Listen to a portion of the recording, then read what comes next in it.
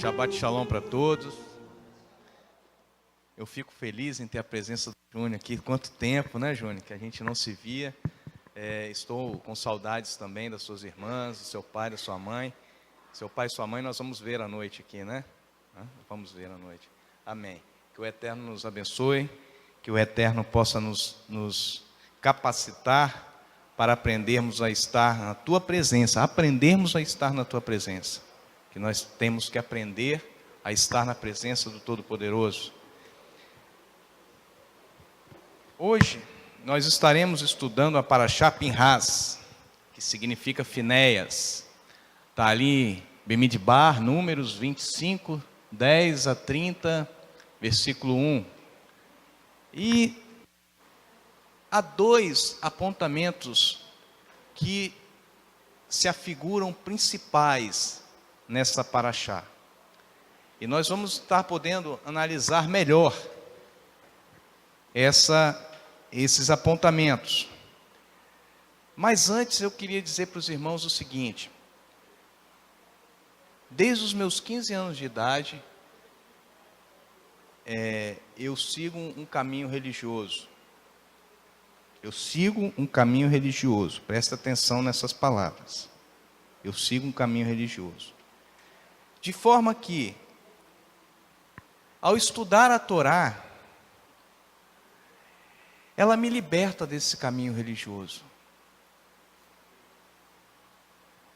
Então hoje eu estou aqui não para estudar e para falar sobre religião, mas nós estamos aqui hoje para aprender a fonte da vida. A fonte da vida.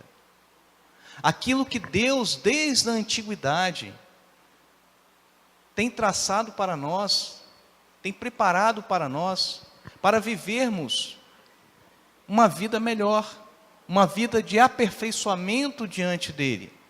Porque quem poderá ver ao Pai, se não tiver envolto de santidade? E para alcançarmos essa santidade, precisamos estudar a fonte da vida. E a fonte da vida está aqui. Aqui não tem religião, aqui tem fonte de vida. Manual de vida, a Torá é manual de vida, árvore de vida para os que nela se apegam. Então hoje nós vamos estudar isso. E eu peço que os irmãos abram as suas Bíblias em Números 25. A porção de hoje, ela começa em Números 25, versículo 10. Mas nós vamos retroceder um pouquinho. Nós vamos a Números 25, em seu início, versículo 1. E diz assim: enquanto Israel se demorava em Sitim, o povo se entregou à prostituição com as filhas de Moabe.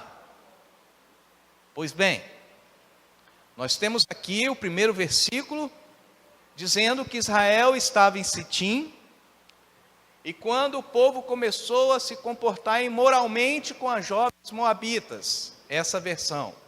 Na minha versão está que o povo começou a se prostituir com as filhas de Moabe. O que você entende preliminarmente disso? Logo que você lê esse texto, esse versículo, o que você entende? Que havia ali prostituição, não é verdade? Que os homens estavam se prostituindo com as mulheres moabitas, não é verdade? Não é isso? Ou eu estou errado? Eu quero que vocês falem, é certo ou é errado? É isso. Mas vamos ver o contexto com que a palavra prostituição está empregada. No original hebraico, e eu fiz questão de colocar ali para vocês poderem ver, a palavra empregada é lisenot. Lisenot. Permaneceu Israel em Sitim, e a comunidade começou a se prostituir junto às filhas de Moabe. Lisenot, ela pode ser, ela vem do verbo zanar, e ela pode ter duplo sentido. Ela significa prostituir-se, cometer adultério, trair, praticar idolatria e se desviar do bem. Então nota-se que você tem em uma palavra dois sentidos. Ou você pode se ater à prostituição física, ou você pode considerar uma prostituição espiritual. Lizenot, ela dá esse sentido, olha lá, prostituir-se e cometer-se adultério. Aí você pode falar, é algo físico. E tem também a questão de praticar idolatria e se desviar do bem. Opa, é algo espiritual. Então nós não temos aqui essa passagem do pecado de Israel em Baal Peor, ele não está referindo-se a um pecado exclusivamente físico. Ele está se referindo a um pecado muito maior, que é o pecado de idolatria. Mas para sabermos exatamente isso, nós precisamos ver o contexto em que essa palavra está empregada. E aí nós vamos ver pelo próprio relato da Bíblia, que diz assim, nós já lemos o versículo 1, vamos ao versículo 2. Estas filhas de Moabe convidaram o povo aos sacrifícios dos seus deuses, e o povo comia e se prostrava diante deles. Elas estavam chamando eles para uma relação sexual. As moabitas chamaram o povo de Israel para uma relação sexual? Não. Chamaram para se prostituir com as imagens, com seus deuses. E isso me foi novo para mim. Eu confesso para os irmãos, porque muitas vezes nós vamos ler a palavra e por não conhecermos o original e por não conhecermos o hebraico, nós incorremos em erro. Nós achamos aqui que foi uma imoralidade, foi algo físico. Eu vou te dizer uma coisa, se fosse algo físico, 24 mil teriam morrido, só físico. Se os homens de Israel tivessem pegado midianitas, moabitas, para se relacionarem com elas, fisicamente, será que 24 mil teriam morrido? Não, a questão aqui foi muito maior. A questão aqui foi muito mais grave. A questão aqui adentrou na abominação de adoração a ídolos. Então, diante disso, o Eterno chega, vamos ler o versículo 3. Juntando-se Israel a Baal Peor, a ira de Adonai se acendeu contra Israel. Primeiro nós tivemos Balaão tentando amaldiçoar Israel. Não conseguiu, porque Balaão teve do próprio Deus a seguinte revelação: você não pode abençoar a quem Deus quer, você não pode amaldiçoar a quem Deus quer abençoar. Aí o que aconteceu logo em seguida? As midianitas usaram de astúcia para fazer com que o povo de Deus viesse a cometer um grave erro. E só assim carregaria a maldição sobre Israel. Ninguém poderia amaldiçoar Israel. Ninguém pode amaldiçoar o povo escolhido de Deus. Ninguém. Mas eles podem cometer um ato de pecado diante de Deus e perder a bênção. Não a bênção de ser escolhido, mas a bênção da permanência, a bênção da presença do Todo-Poderoso. Porque Deus não está onde o pecado está. Deus é um ser santo, de altíssima santidade. Homem nenhum consegue chegar à santidade do Todo-Poderoso. Mas ele disse assim: sede santos, porque eu sou santo. Se nós não podemos alcançar a plenitude dessa santidade, nós podemos pelo menos alcançar um pouco. desse status de santidade. E o povo de Israel era um povo escolhido para ser sacerdote, era um povo sacerdotal, um povo que conduziria a santidade às nações, e só havia um meio, um só, de Israel não ter a presença de Deus, porque quem ganhava as batalhas era a presença de Elohim, e tirando a presença de Elohim, Israel perdia as batalhas. Agora eu vou te dizer uma coisa, por que os midianitas colocaram o povo de Israel a adorar Baal Peor?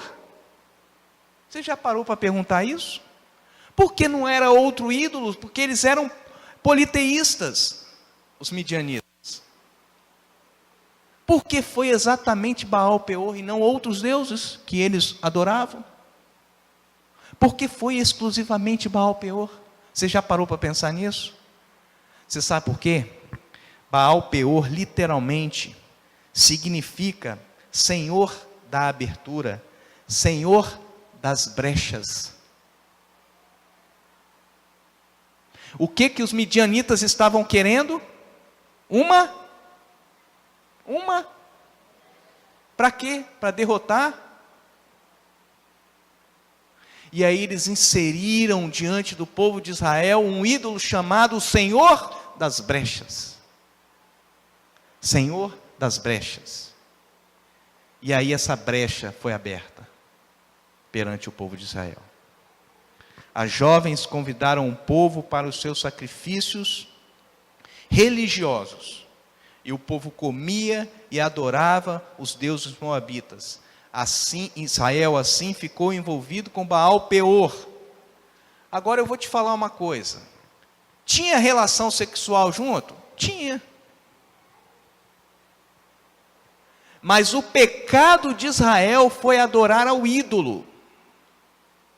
A consequência de uma relação sexual é outra coisa, é uma consequência. Eu não estou aqui dizendo que não houve uma imoralidade, principalmente porque a adoração ao ídolo Baal Peor era envolto dessas imoralidades. Mas o fundamento central, o pecado central, era espiritual e não físico. Era espiritual e não físico. Agora vamos continuar no versículo seguinte. Olha só, irmãos, na nossa tradução está assim: disse Adonai a Moshe: toma todos os roches, não é você não, tá, Francisco? Toma todos os roches, os cabeças, roxins, né? Obrigado. Toma todos os roxins, os cabeças do povo e faz o quê? Enforca-os. Por quê? Pegar os cabeças e enforcar.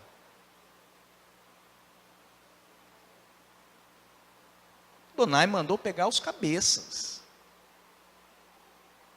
Vamos lá.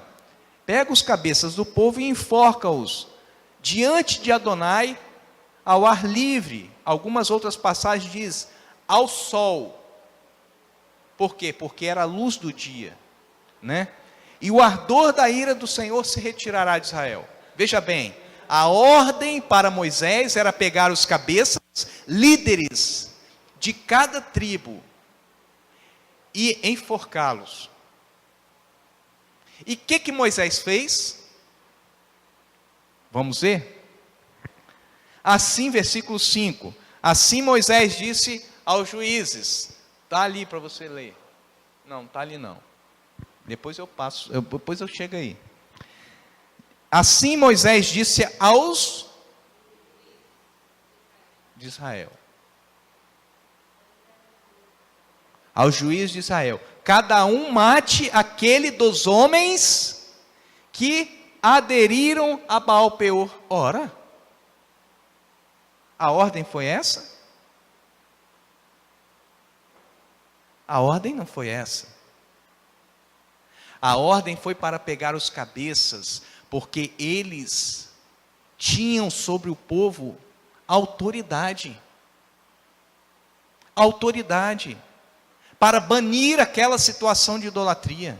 É a mesma coisa que se o Francisco, se o pastor José Maria permitirem a entrada de uma idolatria aqui nessa casa, que leva o nome de Adonai, eles têm que ser os primeiros a sofrer a pena, porque a autoridade está sobre eles. Este era o princípio que Adonai tinha dito a Moisés: Moisés, pegue os cabeças. Moisés não pegou os cabeças, e 24.000 homens foram mortos. Para você ver um errinho que nós cometemos, o que pode gerar na nossa vida.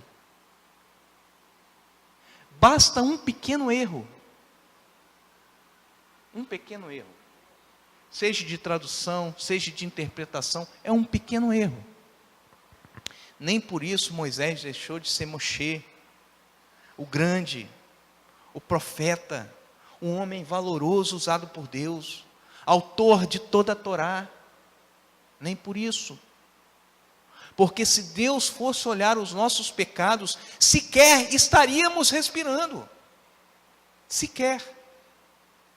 Então, continuando. Então, por causa dessa decisão de Moisés, chegou um homem dos filhos de Israel. Olha só. Moisés chegou para o juiz e falou: mate cada homem que se envolveu com Baal-Peor. Eram muitos. Mate cada um de sua tribo que se envolveu com Baal-Peor. Vamos erradicar. Não foi isso que Deus mandou, mas vamos erradicar, disse Moisés. Esses juízes tinham acabado de executar o que Moisés fala e estavam chorando diante da tenda da congregação, porque você imagine, você ter que levantar um amigo. Imagine eu tendo que pegar Francisco para enforcá-lo. Imagine só essa atitude. É algo que me causaria grande dor. E esses juízes estavam, a palavra está falando, que estavam diante da tenda da congregação. Vamos ler. Então chegou um homem dos filhos de Israel, versículo 6, e trouxe a seus irmãos uma midianita, perante os olhos de Moisés e de toda a congregação dos filhos de Israel, enquanto eles choravam, enquanto eles pranteavam aquele ato.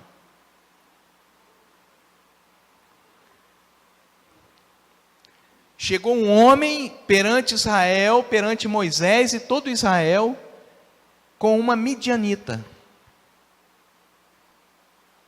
Veja que não é moabita. Aqui o texto já está falando que é midianita. No início, você pode ver que a prostituição foi com as filhas de...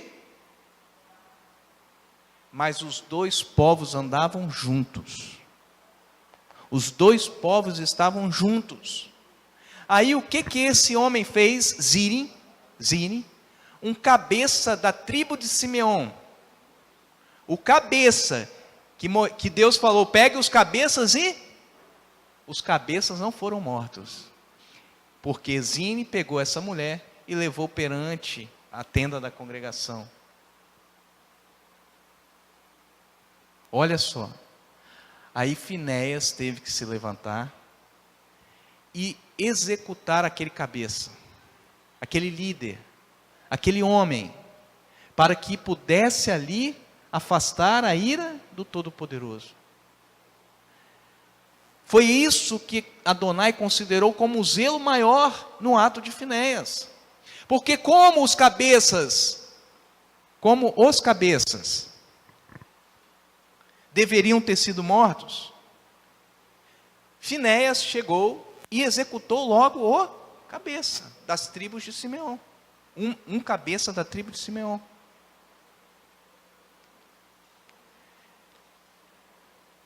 Agora,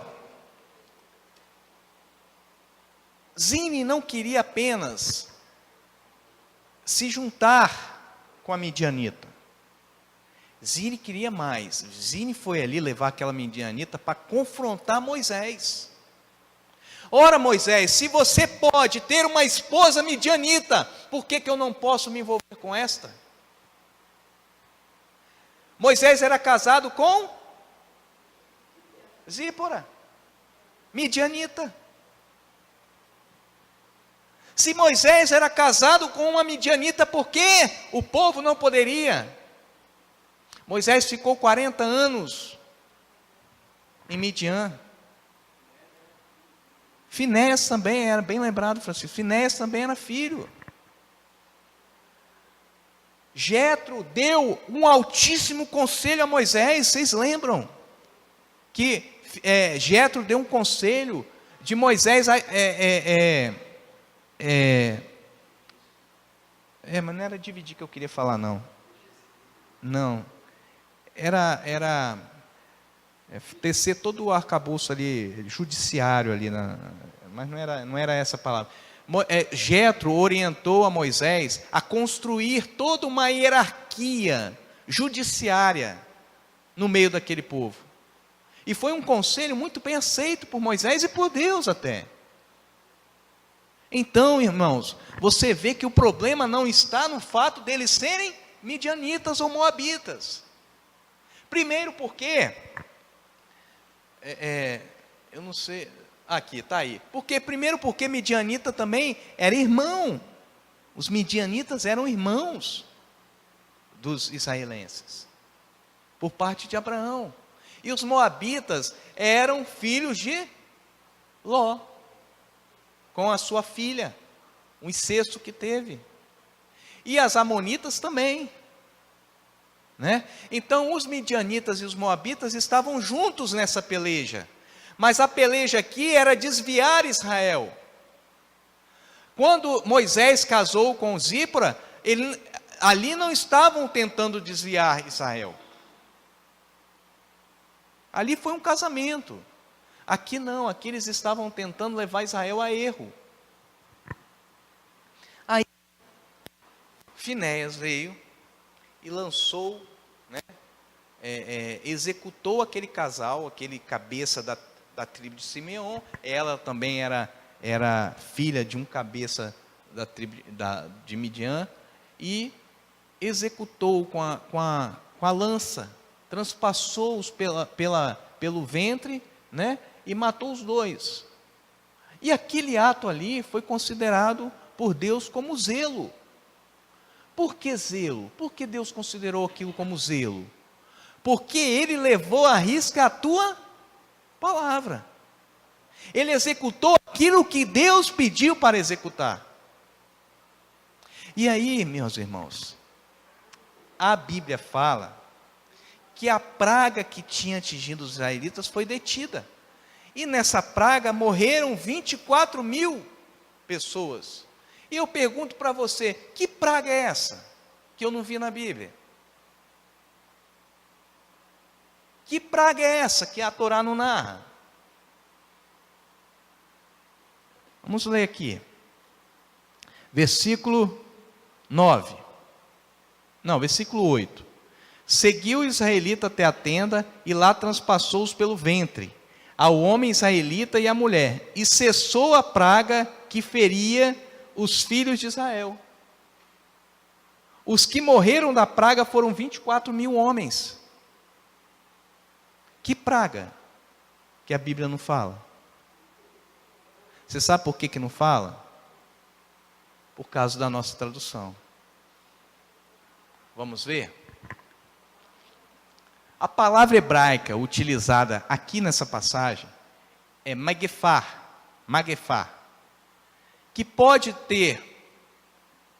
significar tanto o termo praga, quanto pode também ser traduzida como ferida ou derrota militar grave.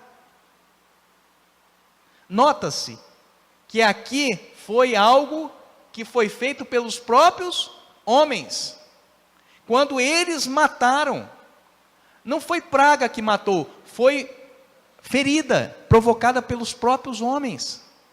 Então, quando a gente usa esse termo hebraico, magefá, nós estamos dando a ele uma conotação ou de praga, certo? Ou de praga, ou de uma ferida provocada.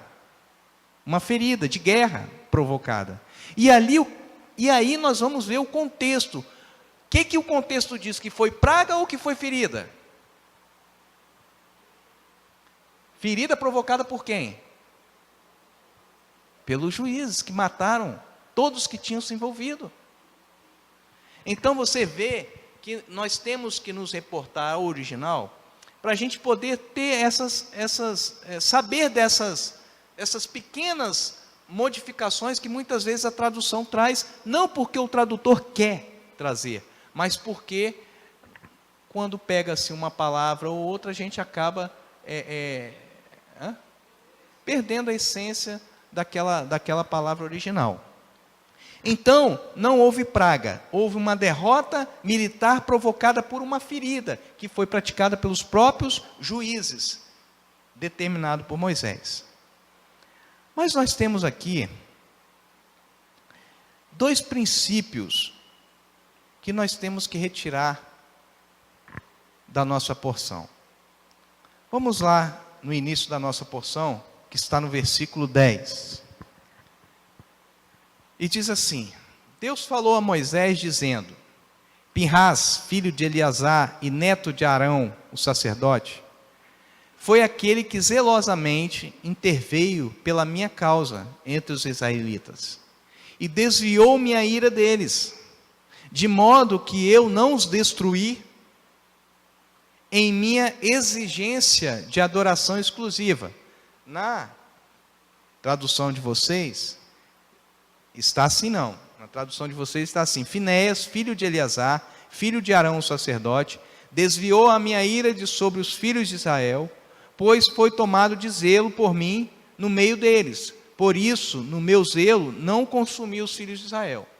Mas nota-se que aqui nós temos dois grandes ensinamentos, só nesses dois versículos.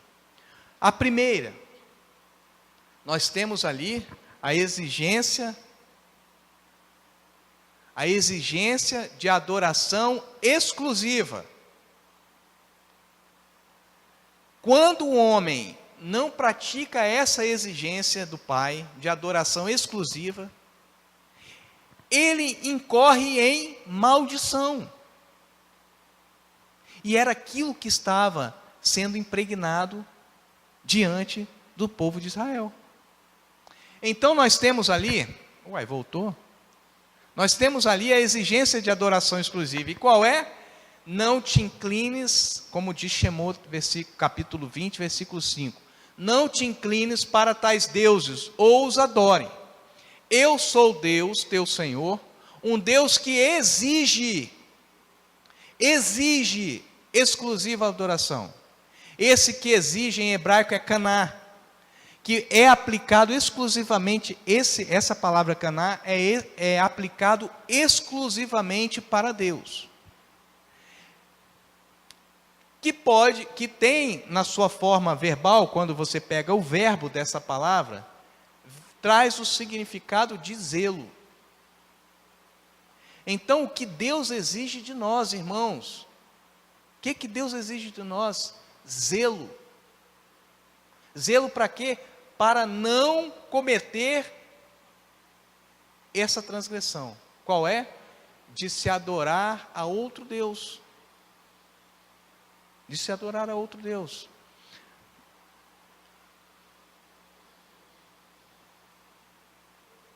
Outro versículo que traz essa exigência de Adonai: não te encurvarás a elas, nem as servirás, pois eu sou o Senhor teu Deus, sou Deus zeloso, que visito a maldade dos pais nos filhos, até a terceira e quarta geração daqueles que me aborrecem. Esse texto é altamente conhecido no mundo cristão, mas totalmente deturpado.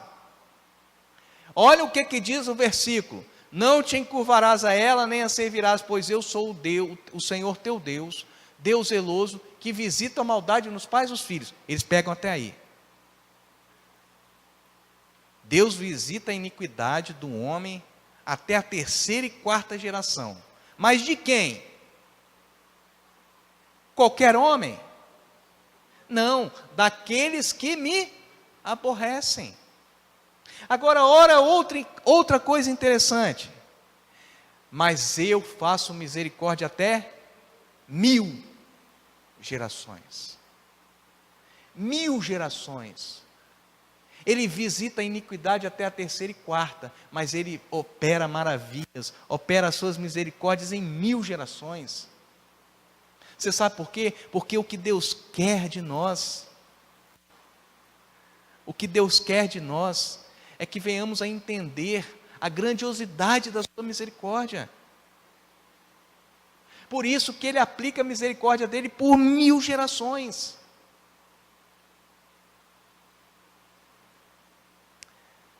Certa vez, como eu disse no início, a gente desde os 15 anos estava no meio religioso, né? E eu não me orgulho disso.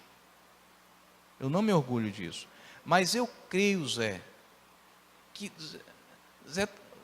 pastor José também foi participante, Júnior foi participante, Francisco foi, muitos aqui foram participantes dessa religiosidade, né? E naquela época, né, Ruth, a gente aprendia muito a lidar com quebra de maldições, né, com libertação. Lembra que nós passamos por tudo isso? E eu não me orgulho disso, mas eu considero que tudo isso opera para o meu crescimento e meu amadurecimento, para poder chegar aqui hoje e dizer para vocês o que eu estou podendo falar aqui agora. Tudo religiosidade. Libertação do homem só tem uma: é você romper com o pecado. Isso é a libertação. Você não precisa de quebra de maldição. A sua quebra de maldição é o seu rompimento com o pecado. É isso que Deus fala. Eu quero que você rompa com aquilo que me aborrece. E aí eu te visitarei em 1000 gerações com a minha misericórdia. É isso que Adonai fala. Então, um ponto que hoje nós podemos tecer como diferente do que nós pensávamos outrora, é justamente isso. Essa quebra de maldição só se opera quando você quebra a cadeia de pecado. E aí eu falo o seguinte: os pecados que meu pai cometeram, eu não tenho que cometer. Se ele foi adúltero, eu não tenho que ser adúltero. Se ele foi ladrão, eu não tenho que ser ladrão. Porque a verdade me libertará. Me libertou. Então o que Deus quer de nós, de adoração exclusiva, é justamente isso, que venhamos a nos apartar dessas coisas que aborrecem a Deus. E uma coisa que aborrece a Deus é a idolatria. Por isso que Ele quer adoração exclusiva. Outro ponto é a aliança de sacerdócio. A aliança de sacerdócio, porque muitas vezes você considera: eu não sou um sacerdote. Pois eu vou te falar que você é sacerdote. Você foi constituído e eleito para ser um sacerdote. O problema é que nós temos uma concepção deturpada do que significa ser um sacerdote. Se eu perguntar para vocês o que significa um sacerdote, você vai falar: é aquele que ministra a liturgia na casa de Adonai. É aquele que oferecia sacrifícios. Não é nada disso, irmãos. O sacerdote é aquele que faz proximidade do homem para com Deus. É aquele que leva o homem a se aproximar mais e mais do seu Criador. Este é o sacerdote. E eu vou te dizer, você foi chamado para quê? Para se aproximar de Deus e para levar outros a se aproximarem. Mas como que eu vou levar outros a se aproximarem de Deus, quando eu mesmo estou longe dEle? E aí a gente tem que parar e fazer uma reflexão. Eu tenho sido verdadeiramente um zeloso? Eu tenho zelado pelas coisas pertinentes a Adonai? Eu tenho dado meu tempo, eu tenho dado a minha vida por isso? Eu não vou nem falar que você gasta mais tempo com as coisas desse mundo do que com as coisas de Adonai, porque senão seria necessário que pedisse a Deus para te tirar desse mundo. E Yeshua disse: eu não te peço, Pai, que os tire deste mundo, mas que os livre do mal. O que eu estou falando aqui é que nós não temos dedicado zelo para as coisas de Adonai. Não temos. E como que nós vamos fazer aproximação com o Pai? Como que nós vamos nos aproximar e levar outros a se aproximarem de Adonai?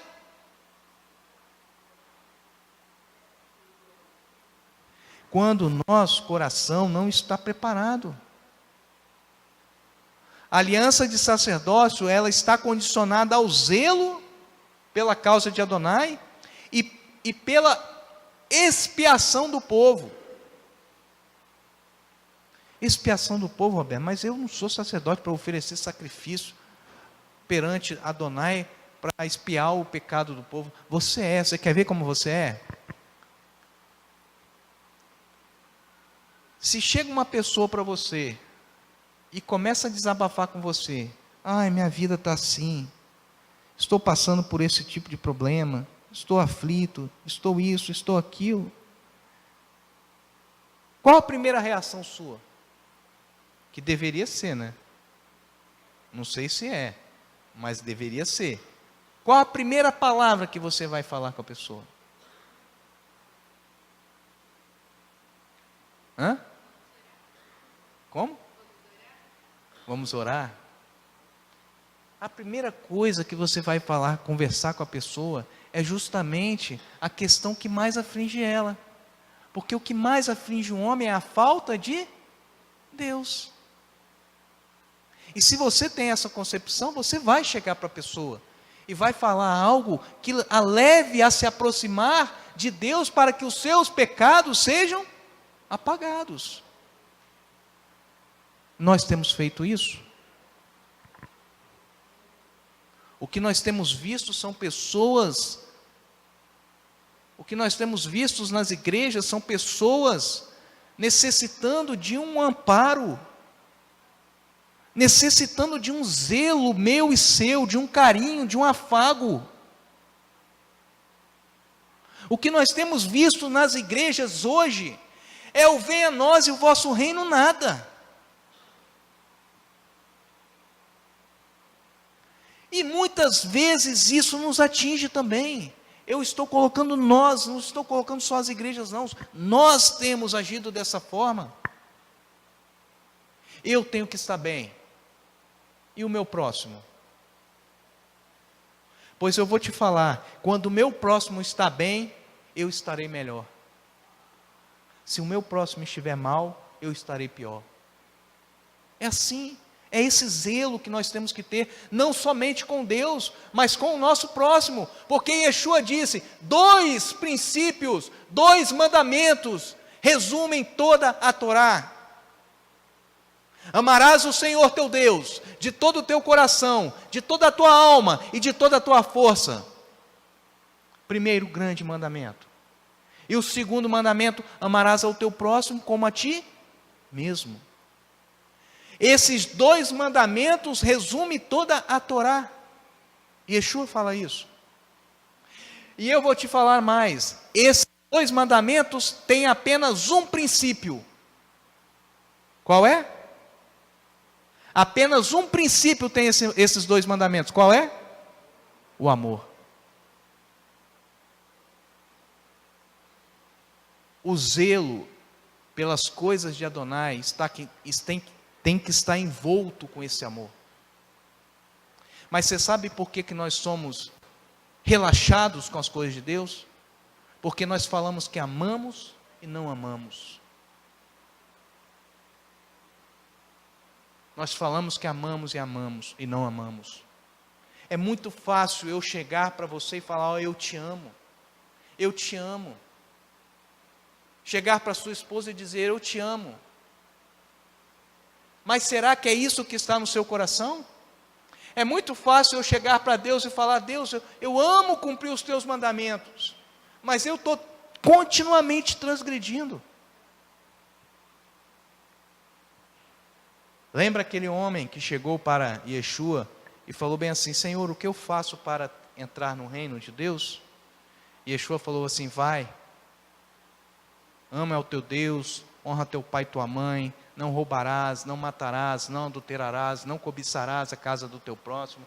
E ele virou e falou: Senhor, tudo isso eu tenho feito desde a minha mocidade. Toda essa religiosidade eu tenho praticado desde a minha mocidade. E Yeshua virou para ele: joga isso fora, joga essa religiosidade fora.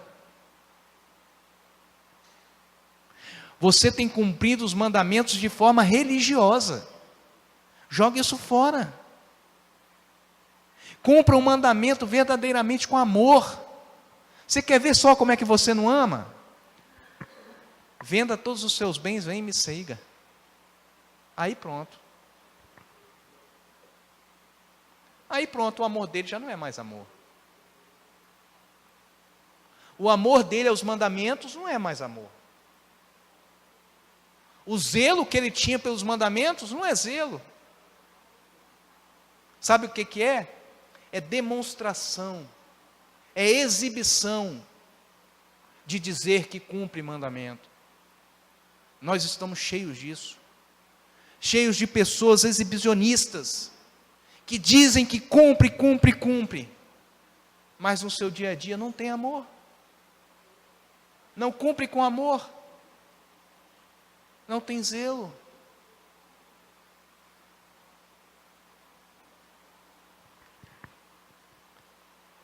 Muitos almejam estar em liderança, muitos almejam dentro das igrejas terem liderança da congregação, estar à frente dos trabalhos, né? Muitos têm disso, mas poucos são aqueles que dão a sua vida, verdadeiramente à causa do Senhor. Muito pouco, que padecem injustiça. Paulo diz isso. Paulo chega e fala assim: sofrais o dano.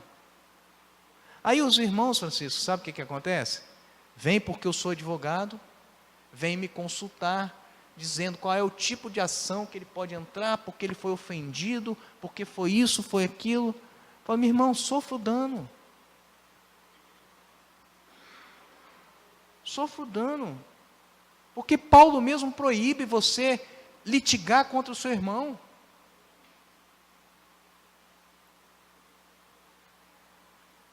Os de fora a justiça julgam, mas os de dentro não pode ter litígio entre os irmãos lá com os ímpios. Isso não é amor. Porque a primeira vez que eu sou afrontado, esse amor vai embora. Eu sou amigo de Francisco há muitos anos. A primeira hora que ele me afrontar, eu pronto, já não sou mais amigo. É verdade ou não é? Ou eu estou mentindo? Mas nós vivemos na hipocrisia, dizendo que somos amigos, que amamos, que vivemos, que zelamos por essa amizade, que zelamos por esse amor. Irmãos, o que falta em nós, sabe o que é? É verdadeiramente nos apresentar diante de Deus, falar assim: Senhor, tire a minha hipocrisia. Tire a minha hipocrisia. Eu quero verdadeiramente cumprir os teus preceitos, os teus mandamentos com amor, com aquele amor que eu não conheço, com aquela fé que eu não conheço, com aquela emuná, com aquela adesão máxima.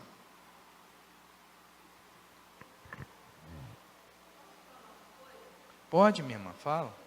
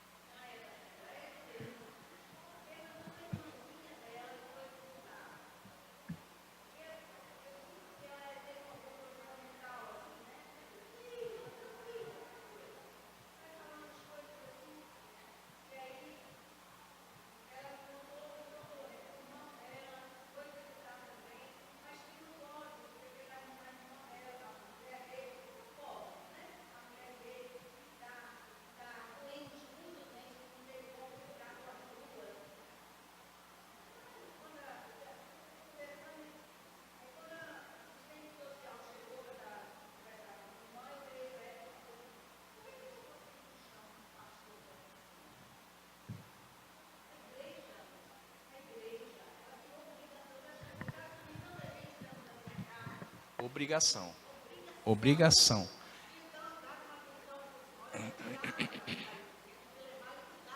O problema, minha irmã, é que isso é uma obrigação. É esse que é o problema. Nós consideramos isso uma obrigação, e não é uma obrigação. Isso é amor. Eu não tenho que... Não, eu estou entendendo. Eu entendi o que a senhora falou. O problema todo é que as igrejas, elas não têm que ter isso como uma obrigação. Elas têm que ter isso como um prazer, como algo relevante, como aquilo que traz para mim, para minha alma. Olha, não tem nada melhor do que você dar a uma pessoa aquilo que está faltando para ela. Você fica feliz. Você fica mais feliz do que a pessoa. Porque a palavra diz que é melhor dar do que receber. Mais felicidade há naquele que dá do que naquele que recebe. Então, nós temos que amadurecer isso. Nós temos que meditar mais vezes nisso, você sabe por quê? Para que isso possa ser uma ascese na nossa vida. Um exercício diário. Porque, uma vez Francisco, estava lá na antiga pátria ainda. Francisco ensinou uma coisa, e diz assim, ele falou bem assim, seja o seu sim e o seu não, não. Seja a sua palavra o que está no seu coração. Ele repetiu o que os rabinos ensinam, mas veio dele. E na verdade ele falou isso no meio de uma multidão que não procedia dessa forma. E todos balançaram a cabeça concordando. Você está entendendo? Eu concordo, mas eu não faço. Isso se chama hipocrisia. E é isso que nós temos que acabar. Nós temos que acabar com isso. Eu fico imaginando como que vai ser o reino de Deus com um monte de hipócrita lá dentro. Lógico que não vai entrar, né? Eu estou só imaginando assim. Como é que vai ser? Por isso que a palavra de Deus fala que o Eterno olha e ri-se. E ri. Porque já chegamos ao ponto de enganar até mesmo o nosso coração. Até nós mesmos somos enganados por nós. E aí? Como é que eu faço? Agora, nós exigimos que Deus derrame sobre nós as suas brahot, as suas bênçãos. Nós exigimos que Deus derrame sobre nós as suas bênçãos. Você quer receber bênção, Ruth? Quer. Todos nós queremos. Você quer, Marquinhos? Nós exigimos de Deus as nossas bênçãos. Senhor, cadê a minha bênção diária? Isso é coisa de religião, irmãos. Como que eu posso exigir de Adonai uma bênção se eu não executo o manual de vida que Ele tem me dado? Como? Aí eu fico assim, poxa, eu estou passando por isso, eu estou passando por aquilo, e aí eu estou numa tristeza profunda, e amém. Quando a pessoa chega nesse grau de tristeza profunda, é aí que as coisas acontecem. É aí que as bênçãos vêm. Não estou falando que você tem que entrar em tristeza profunda, em depressão, não. Mas eu estou falando que muitas vezes Deus deixa você passar por essa seara para que você possa ver quem você realmente é.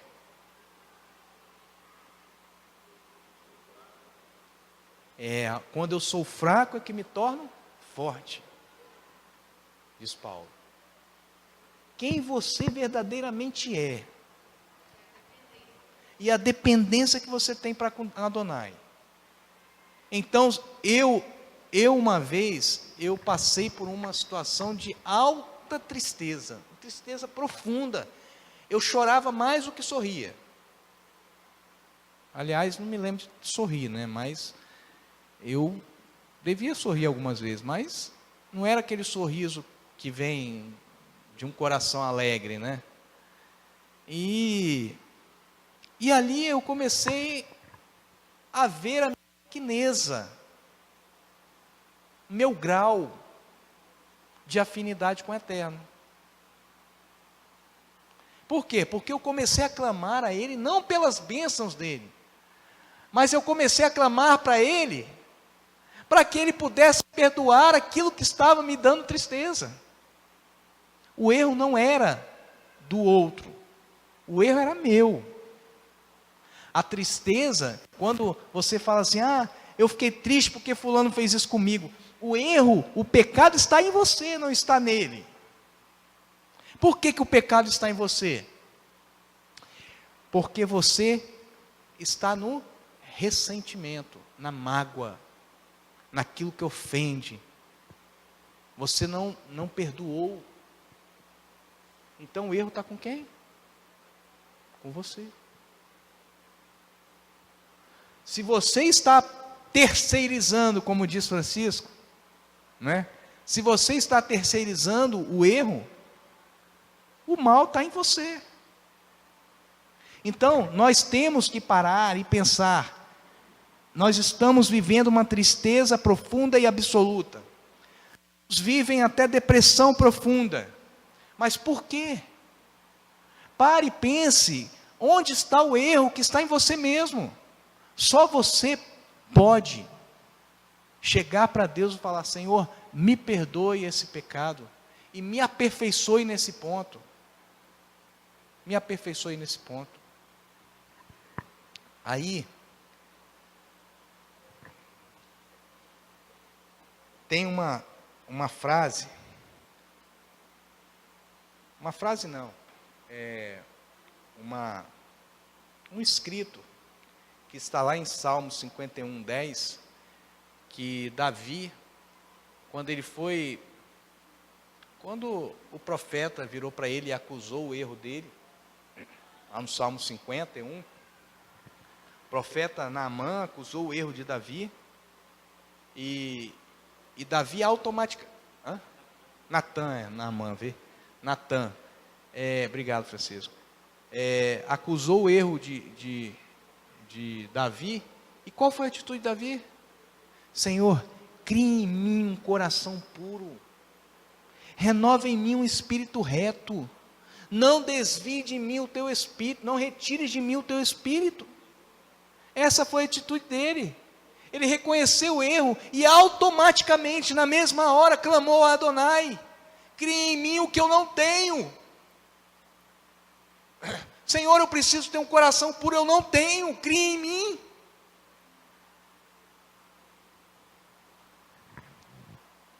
Adonai chegou para o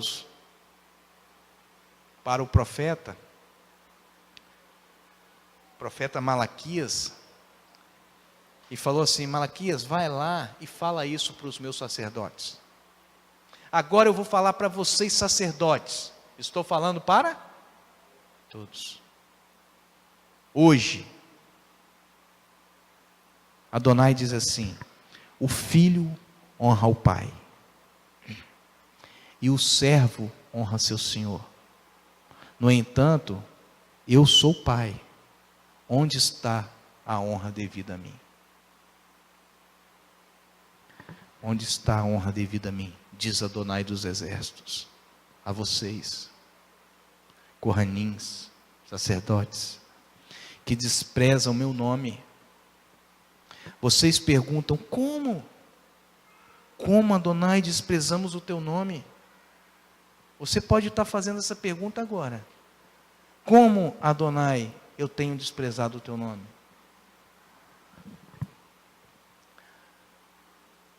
Ao apresentarem comida impura no meu altar.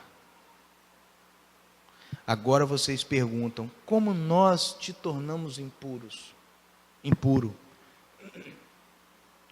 Ao dizer que a mesa de Adonai não merece respeito, de modo que não veem nada errado com a oferta de um animal cego para sacrifício, e nada errado com a oferta de um animal aleijado e doente. Tentem oferecer um animal nessas condições para seus governantes. E vejam se eles se agradarão de vocês. Será que ele os receberia? Pergunta Adonai. Qual o sacrifício que você tem apresentado diante de Adonai? Ele é perfeito? Ou ele é um animal cego, manco e doente? Fica esse ponto para a nossa reflexão. Qual é o zelo que você tem praticado diante de Adonai? Qual o sacrifício que você tem oferecido diante de Adonai? Muitos vêm aqui na congregação para ser um religioso. E eu digo a vocês que é melhor uma pessoa só aqui, 2, 3, que não são religiosos, mas que apresentem sacrifícios de louvor e adoração puro, sem defeito diante de Adonai, do que milhares. 24 mil morreram naquela época. Será preciso morrerem mais quantos para nos aperfeiçoarmos? Nós perdemos muitos e muitos irmãos para o mundo dia após dia, para a idolatria, para os prazeres deste mundo, e nós ainda nos consideramos zelosos. Fica este ponto para a nossa reflexão. Há uma expressão de um escritor francês, não religioso, chamado Antoine Saint-Exupéry. Alguém deve conhecer, porque ele escreveu o livro O Pequeno Príncipe. Exupéry diz assim: tu és eternamente responsável pelo que cativas. E eu lembro de uma musiquinha batista para criança, que dizia assim: cativar é amar, é também, não lembro, do amor, da dor, para levar, cativar é amar. Então, cativar é amar. Então, tu te tornas eternamente responsável por aquilo que você ama, por aquilo que você cativa. Que o Eterno nos abençoe, que o Eterno nos proporcione esse amadurecimento, que o Eterno proporcione a nós um crescimento espiritual no tocante àquilo que verdadeiramente nós precisamos fazer. Amém?